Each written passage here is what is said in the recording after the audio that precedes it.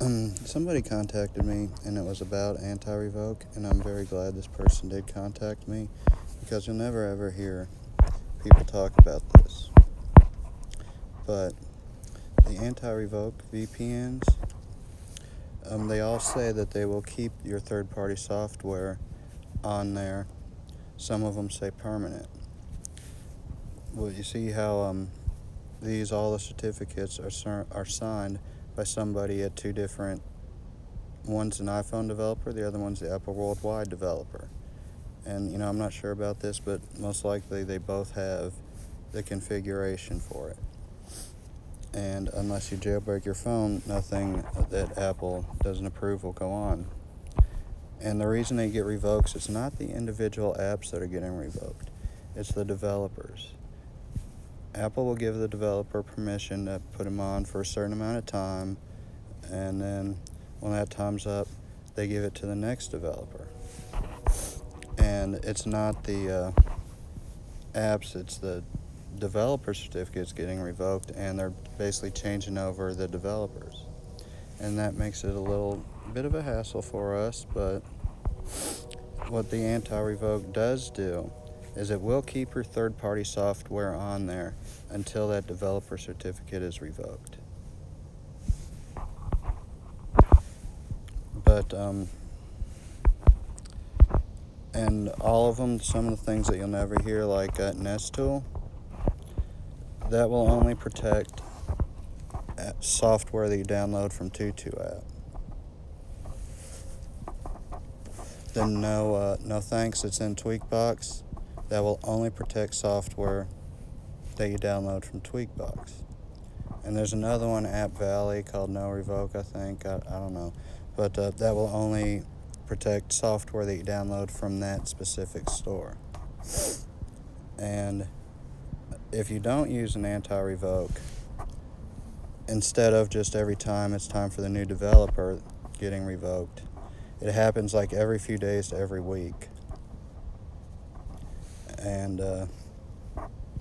unless somebody comes up with one that we can install that's completely invisible being installed, and it's installed on an iPhone that Apple doesn't know, like completely, they have no idea it even exists, and that hide everything completely, unless that, and itself, unless that, or I'm sure somebody will make that one day, but until then, there is nothing that's going to make like Spotify ++ permanent, because the developer certificate's being revoked. And then to make sure that people still go to the App Store, to actually go there and like pay $99 a month for Spotify Premium, that makes it just enough of a hassle, and the developer certificates and the re-downloading and the whole stuff that we go through, that makes it just appealing to a few of us. Most people, they still need most people to go to the App Store, because these apps and app stores are on Android also. They're on both platforms. So you've got to have people still going to the App Store and still going to the Play Store. And that way everybody stays happy, and the select few that decide to go through the hassle, unfortunately, we have to go through the hassle.